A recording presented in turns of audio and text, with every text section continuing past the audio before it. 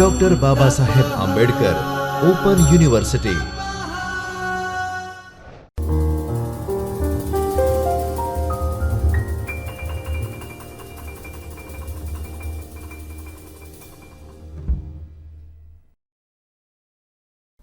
नमस्कार.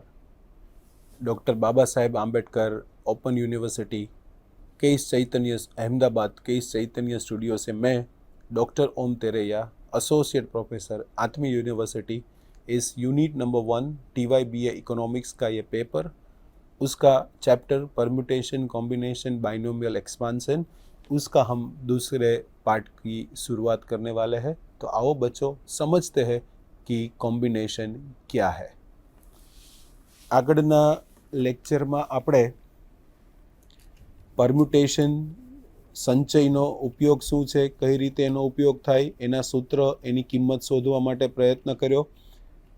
એને આધારિત દાખલાઓ પણ ગણ્યા, વ્યવહારિક દાખલાઓ પણ ગણ્યા કે જેમાં ઇંગ્લિશના વર્ડ્સ આપ્યા હોય તો એનો ઉપયોગ કરીને બીજા નવા કેટલા શબ્દ બનાવી શકાય. એ જ રીતે વોલ્યુમ, લોગેરિધમ, ઇંગ્લિશ શબ્દનો ઉપયોગ કરીને પુસ્તકને અભેરાઈ ઉપર મૂક્યું હોય તો એને અલગ અલગ કેટલી રીતે ગોઠવી શકાય એ પણ આપણે જોયું.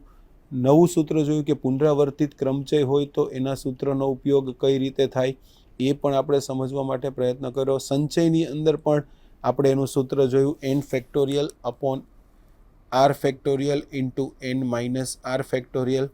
તો એ પ્રમાણે આપણે એની પણ ગણતરી કરી અને યાદ રાખવાના પરિણામો પણ જોયા અને એને આધારિત થોડા દાખલાઓ પણ સમજવા માટે પ્રયત્ન કર્યા હતા.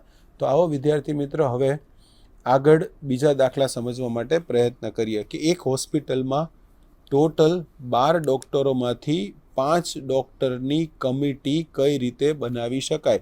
તો હવે જો વિદ્યાર્થી મિત્રો અહીંયા ટોટલ 12 ડૉક્ટર છે, એમાંથી 5 ડૉક્ટરની કમિટી બનાવવાની છે. એટલે અહીંયા તમે જોઈ શકો છો કે સૂત્ર આવશે 12C5 એટલે 12માંથી 5ને પસંદ કરવાના છે. તો એનું સૂત્ર તમે અહીંયા ખૂબ સારી રીતે જોઈ શકો કે જે અહીંયા લખેલું છે. 12C5 એટલે આ આપણા માટે n છે, આ આપણા માટે r છે અને સૂત્ર વિદ્યાર્થી મૂક્યું છે n factorial r factorial n minus r factorial. આની ગણતરી કરશો એટલે તમને જવાબ મળશે 792. એ જ રીતે એક ઉદાહરણ નંબર 6 સમજવા માટે પ્રયત્ન કરીએ કે એક ડબ્બામાં 6 સફેદ, 5 કાળા અને 4 લીલા દડા છે. તેમાંથી 3 સફેદ, 2 કાળા અને 1 લીલો એમ કુલ 5 દડાની પસંદગી કઈ રીતે કરી શકાય. તો 6 સફેદ દડામાંથી 3ની પસંદગી એટલે 6C3, 5માંથી 2ની પસંદગી એટલે 5C2, 4માંથી 1ની પસંદગી એટલે 4C1. ટોટલ થશે ત્રણેયનો ગુણાકાર. ત્રણેયનો ગુણાકાર કરીને એનું સાદરૂપ આપશો એટલે જવાબ મળશે તમને 800. આ રીતે તમે એની ગણતરી કરી શકો. હવે એક કોલેજમાં 8 પ્રાધ્યાપકો છે, જેમાં 3 સ્ત્રી પ્રાધ્યાપકો છે. એક કાર્યક્રમમાં 3 પ્રાધ્યાપકોને આમંત્રણ આપવું છે તો ઓછામાં ઓછા એક સ્ત્રી પ્રાધ્યાપક હોય તેની ગણતરી કઈ રીતે થાય. તો કે ટોટલ 8 પ્રાધ્યાપકો છે. અહીંયા તમે જુઓ છો ટોટલ 8 પ્રાધ્યાપકો, એમાંથી સ્ત્રી પ્રાધ્યાપક 3, પુરુષ પ્રાધ્યાપક 5. 3 પ્રાધ્યાપકોને આમંત્રણ આપવું છે જેમાં ઓછામાં ઓછા એક સ્ત્રી પ્રાધ્યાપક હોય તો અહીંયા 3ને આમંત્રણ આપવાનું છે. તો 1 સ્ત્રી, 2 પુરુષ, 2 સ્ત્રી, 1 પુરુષ, 3 સ્ત્રી, 1 પણ પુરુષ નહીં. તો આનું ગણતરી કરો 3C1, 5C2. આને દર્શાવીશું 3માંથી 1, આને દર્શાવીશું 5માંથી 2, અહીંયા દર્શાવીશું 3માંથી 2, આને દર્શાવીશું 5માંથી 1, અહીંયા દર્શાવીશું 3માંથી 3 સ્ત્રી હોય અને 5માંથી 1 પણ પુરુષ ન હોય. બધાનો સરવાળો કરો ગુણાકાર કરીને તો એનો જવાબ આવશે 46. આ રીતે તમે ગણતરી કરી શકો. હવે પછીનો જે દાખલો છે એ છે એક બંડલમાં 4 લાલ, 3 વાદળી અને 5 સફેદ પતંગો છે. તો તેમાંથી 3 પતંગો પસંદ કરવામાં આવે છે. તો 3 પતંગ એક જ કલરની હોય, 3 પતંગ જુદા જુદા કલરની હોય, 2 પતંગ એક સરખા રંગની, 1 પતંગનો રંગ જુદો હોય તો એની ગણતરી કઈ રીતે થઈ શકે. તો અહીંયા સમજવા માટે પ્રયત્ન કરીએ વિદ્યાર્થી મિત્રો કઈ રીતે થશે. તો ટોટલ 4 લાલ બોલ, વાદળી બોલ 3, સફેદ બોલ 5 અને પસંદ કરેલ ટોટલ 3 બોલ છે. તો હવે ત્રણેય પતંગ એક જ રંગના હોય, એટલે કે ત્રણેય લાલ, ત્રણેય વાદળી અને અથવા ત્રણેય સફેદ હોય, તો 4માંથી 3 લાલ, 3માંથી 3 અને 5માંથી 3. તો સૂત્ર પ્રમાણે મૂકીએ તો જવાબ મળશે 15. ત્રણેય પતંગ જુદા જુદા રંગના હોય એટલે 3 તો સિલેક્ટ કરવાના. તો લાલમાંથી 1 હોય, વાદળીમાંથી 1 હોય અને સફેદમાંથી 1 હોય, તો એનો જવાબ આવશે 60. એ જ રીતે 2 પતંગો એક જ સરખા રંગના હોય અને એક પતંગ છે એ જુદા રંગનું હોય, તો એમાં કાંઈ નથી વિદ્યાર્થી મિત્રો. 4માંથી 2 સિલેક્ટ કરો, ઓલા 8માંથી કોઈ પણ એક હોય. 3માંથી 2 સિલેક્ટ કરો, ઓલા 9માંથી કોઈ પણ એક હોય.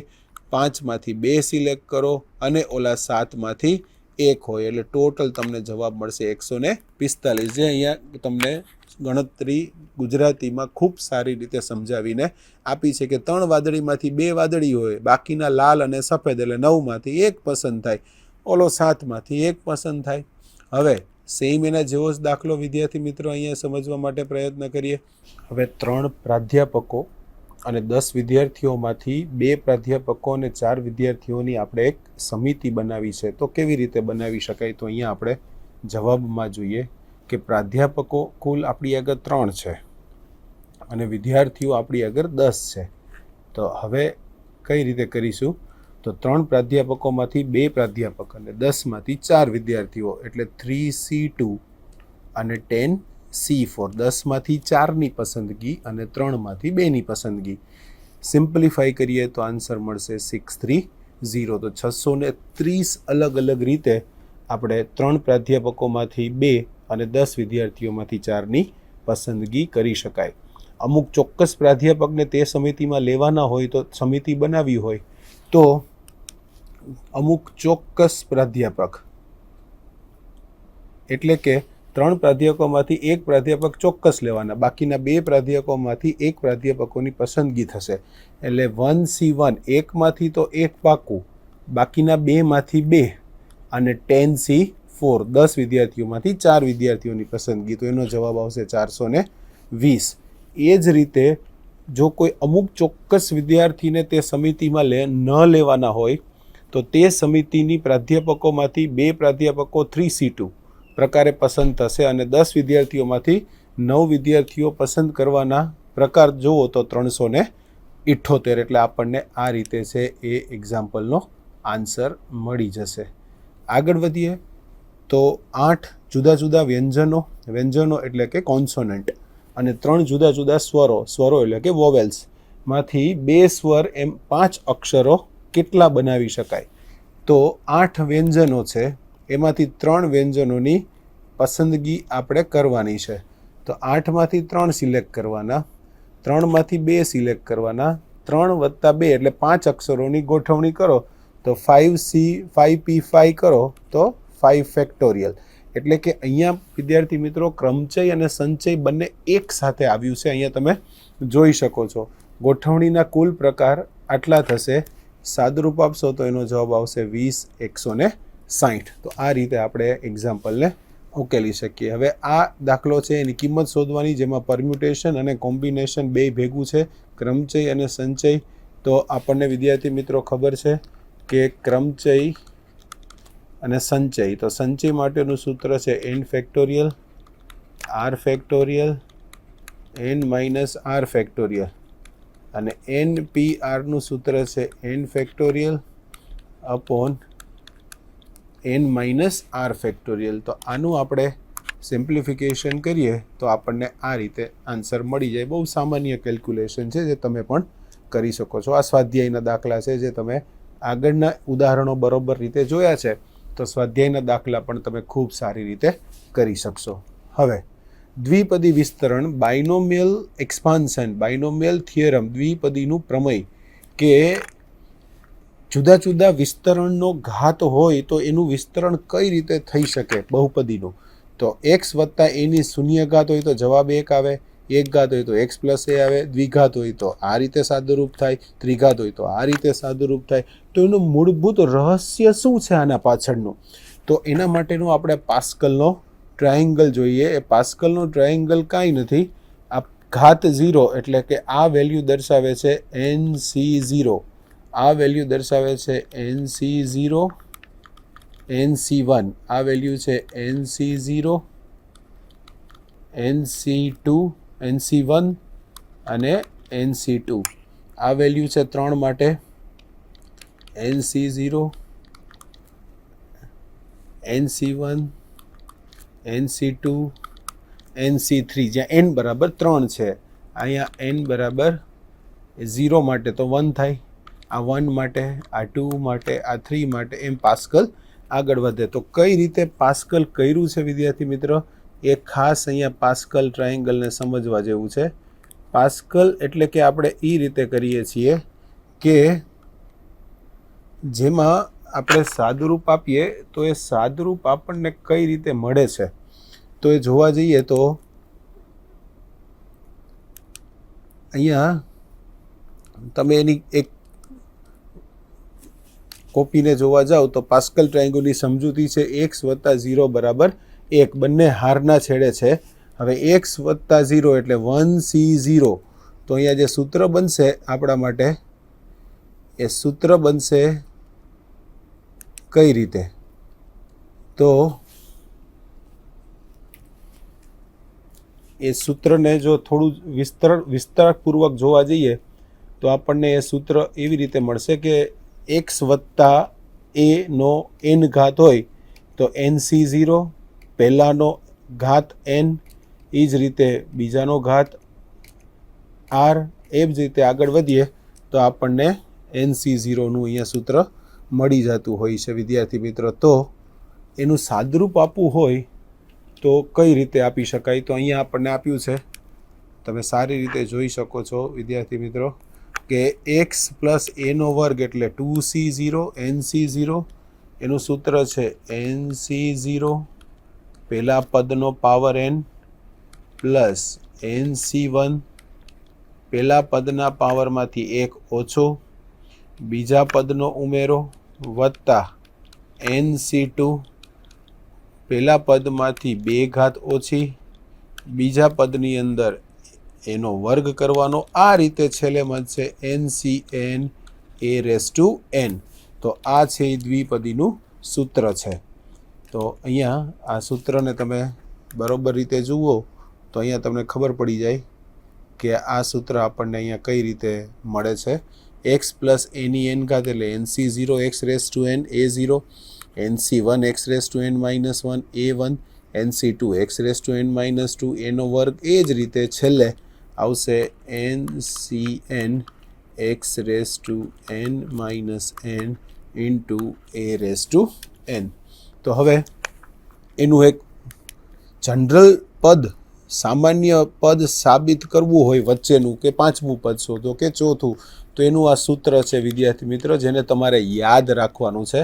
એટલે છે x + a⁻n હોય તો એને લખાય શોર્ટ ફોર્મમાં r = 0 થી n NCr x⁻n - r અને a⁻r, એ જ સૂત્ર છે. હવે r = 0 મૂકશો, 1 મૂકશો, 2 મૂકશો તો આપણને આ દ્વિપદીનું પ્રમેય મળી જશે. તો હવે આ પદનું વિસ્તરણ કરવું છે તો એને તમે સરખાવો, x + a⁻n સાથે સરખાવો તો વિદ્યાર્થી મિત્રો n બરાબર અહીંયા 5 છે, જે તમને દેખાય છે, a બરાબર 2a છે અને x બરાબર x છે.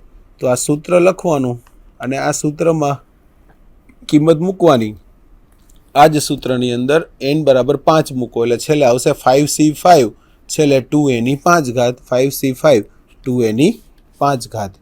એનું તમે સાદરૂપ આપશો તો તમને આ જવાબ મળી જશે. સામાન્ય ગુણાકાર જ કરવાનો છે વિદ્યાર્થી મિત્રો, એમાં બીજું કાંઈ કરવાનું નથી, એટલે તમને એનો જવાબ સારી રીતે મળી જશે. હવે આનો વિચાર કરો તો એને તમે સરખાવો તો n બરાબર 4 છે, x બરાબર x/3 છે અને a બરાબર -3/x છે. તો સૂત્ર તો આપણું આ જ મૂકવાનું છે. આપણી આગળ દ્વિપદીના પ્રમેય સિવાય વિદ્યાર્થી મિત્રો બીજું કંઈ છે જ નહીં. એટલે કે x + a⁻n ની અંદર જ આ કિંમત મૂકવાની છે, જેમાં n બરાબર 4 મૂકીશું, એક્સ બરાબર એક્સના છેદમાં 3 મૂકીશું અને એ બરાબર -3/3 એક્સ મૂકીશું. સાદુરૂપ આપીશું એટલે આપણને એનો જવાબ મળી જશે. હવે વિદ્યાર્થી મિત્રો કોઈ આવો દાખલો પૂછાય કે 99 - 1, તો 99 - 1 કઈ રીતે કરવાનું, તો એને પણ એના જેવું જ બનાવવાનું. 99ની નજીકનું પરફેક્ટ સ્ક્વેર છે 100, તો 100માંથી 1ને બાદ કરો, એનો પાવર 4, કારણ કે 100 - 1 એટલે 99 થાય.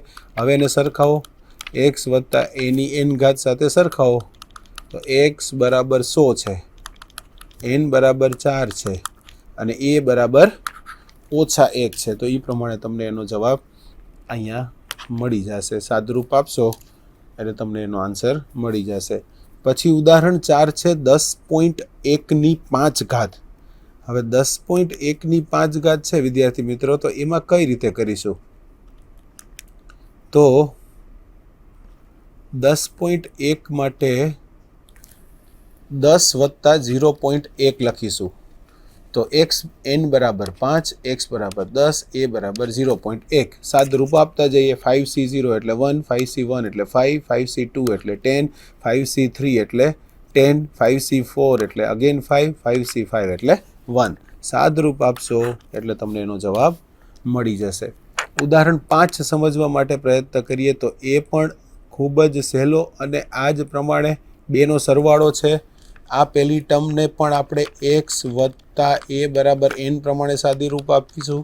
આનું પણ x વત્તા a બરાબર n પ્રમાણે સાદુરૂપ આપીશું. બેની બાદબાકી કરીશું, પણ બેયમાં ફરક એટલો છે કે આનો જે જવાબ આવે એ જવાબમાં a બરાબર -1 તમે મૂકી દો આ એક પરિણામની અંદર, તો તમને આની કિંમત મળી જાય, કારણ કે x પણ સરખો છે, a પણ સરખો છે, a -1 છે અને n ની કિંમત પણ સરખી છે. તો વિદ્યાર્થી મિત્રો n બરાબર 4, x બરાબર √4, a બરાબર 1. તો અહીંયા કિંમત મૂકો તો આ પરિણામ મળ્યો. હવે આમાં a બરાબર કેટલા છે, -1, તો આમાં 1 છે, એની જગ્યાએ શું મૂકી દો, -1, અને 1માંથી 2ને બાદ કરો. પરિણામ 1માંથી 2ને તમે બાદ કરશો તો તમને જે રિઝલ્ટ જોઈએ છે એ પરિણામ તમને મળી જશે. તો એનો જવાબ આવશે 32. તો આ રીતે તમે એની ગણતરી કરી શકો છો. હવે વિદ્યાર્થી મિત્રો એનું સામાન્ય પદ શોધવું હોય આ જ સૂત્રનું, તો કઈ રીતે મળે, તો પહેલું પદ એટલે કે દ્વિપદીના પ્રમેયનું પ્રથમ પદ કઈ રીતે મળે, તો કે એ ખબર જ છે, nc0 x⁻n એને t1 કયો, nc1 x⁻n-1 a એને t2 કયો. તો એ જ રીતે એનું જનરલ tr+1 શોધવું હોય તો થશે ncr x⁻n-r ઇન્ટુ a⁻r. તો હવે કીધું છે વિસ્તરણનું ત્રીજું પદ મેળવો. ત્રીજું પદ એટલે tr+1 બરાબર 3. તો r+1 બરાબર 3, તો r બરાબર 3 ઓછા 1 કરો તો કેટલા થશે, 2. બાકીનું આ x છે, a છે, n છે. તો સૂત્રમાં આપણે કિંમત મૂકીએ. આ રહ્યું અહીંયા તમને એ સૂત્ર બરાબર રીતે અહીંયા તમે જોઈ શકો છો કે આરની કિંમત 2 છે, n બરાબર 7 છે, x બરાબર 1 છે, a બરાબર 1/y છે. તો આ સૂત્રની અંદર આ બધી જ કિંમતને આપણે મૂકીએ તો આપણને એનો જવાબ ત્રીજું પદ 21x⁵ y² મળી જશે. હવે મધ્યમ પદ શોધવું હોય તો n+2/2 અથવા તો n/2+1, n/2+1 અથવા તો આને હું આમ પણ લખી શકું n+2/2. બેથી મેં લસા લઈ લીધો.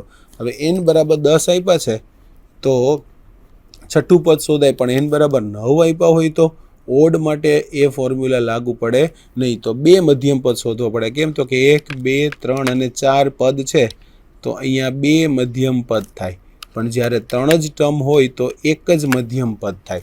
તો આપણે આટલું ધ્યાન રાખવું પડે કે જ્યારે n છે એ ઓડ હોય ત્યારે 2 મધ્યમ પદ મળે, n છે એ ઇવન હોય ત્યારે એક મધ્યમ પદ મળે. તો આનું મધ્યમ પદ આપણે શોધવું છે 10 છે. તો 10 મૂકો તો છઠ્ઠું પદ છે એ આપણને મધ્યમ પદ તરીકે મળી જશે, કારણ કે n બરાબર 6 મૂકો, 10 મૂકો તો 10/2 એટલે 5 + 1 બરાબર 6. તો આર શું મૂકીએ તો 6 મળે.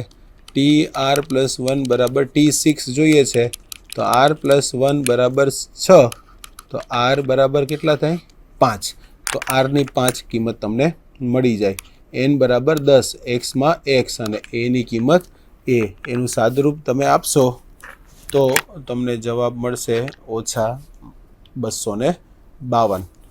એ જ રીતે 10મા દાખલાની અંદર એક્સ વર્ગનો સહગુણક શોધવો છે ને અચળ પદ શોધવું છે. તો વિદ્યાર્થી મિત્રો આ બહુ સારો દાખલો છે. એક્ઝામની દ્રષ્ટિએ પણ ખૂબ જ મહત્ત્વનો દાખલો છે. આ એક્ઝામ્પલ 10 મોસ્ટ આઈએમપી એક્ઝામ્પલ છે, કારણ કે એક્સનો વર્ગ શોધવો છે. તો અહીંયા આર શું મૂકીએ તો એક્સનો વર્ગ મળે. તો તમે જોઈ શકો છો વિદ્યાર્થી મિત્રો, આનું સાદરૂપ આપશો તો તમને આ રીતે મળશે 10 - 2r, અને કારણ કે એક્સ રેસ ટુ આર ઉપર જતા રહે એટલે -2r થઈ ગયા. તો અહીંયા 10માંથી શું બાદ કરો, 10માંથી શું બાદ કરો તો તમને અહીંયા વર્ગ એટલે કે 2 મળે. તો મારે 4 જ લેવા પડે. 10 - 8 કરું તો જ મને 2 મળે. તો મારે એક્સની જે કિંમત છે એટલે કે વિસ્તરણની અંદર આરની કિંમત છે મારે કેટલી લેવી પડે વિદ્યાર્થી મિત્રો, 4. તો અહીંયા તમે જોઈ શકો છો કે અહીંયા પણ મેં 4 કિંમત લીધેલી છે, અને એનું તમે સાદુરૂપ આપશો આર્યું 4, તો એક્સની 10 ઘાત ઓછા 2r બરાબર એક્સનો વર્ગ, એટલે 2r બરાબર 8, તો r બરાબર 4. તો r બરાબર 4 મૂકી દો એટલે તમને એનો જવાબ મળી જાય. એ જ રીતે અચળાંક શોધવો હોય, અચળ પદ, તો એક્સની 0 ઘાત. તો આને તમે છેલ્લા 3 પદમાં છે એને તમે 0 ઘાત સાથે એને સરખાવો તો 10 - 2r બરાબર 0, તો 10 બરાબર 2r, તો r બરાબર 5 થાય. તો r તમે 5 મૂકો તો તમને 210 એનો જવાબ મળી જાય. તો કહે દ્વિઘાત સમીકરણમાં મધ્યમ પદ આ આપ્યું છે 60 k નો ઘન બરાબર 1620, તો k ની કિંમત શોધો. તો મધ્યમ પદ આપ્યું છે તો સીધું જ સાદુરૂપ આપી દઈએ, k ની કિંમત મળી જશે 3. એ જ રીતે આ સ્વાધ્યાયના દાખલા છે કે આનું વિસ્તરણ કરો તો 5 પદ સુધી વિસ્તરણ એનું કરવાનું. તો એ રીતે આપણને બાયનોમિયલ થિયરમમાં પણ એ પ્રકારના દાખલાઓની કિંમત આપણને મળી જાય છે. તો વિદ્યાર્થી મિત્રો આપણે આ ચેપ્ટરની અંદર 3 વસ્તુઓ જોઈ. એક જોયું પરમ્યુટેશન, ક્રમચય શું છે, ક્રમચય એટલે કે ગોઠવણી, સંચય શું છે, સંચય એટલે કે પસંદગી શું છે, અને ત્રીજું આપણે જોયું બાયનોમિયલ એક્સપાન્શન એટલે કે દ્વિપદીનું પ્રમેય.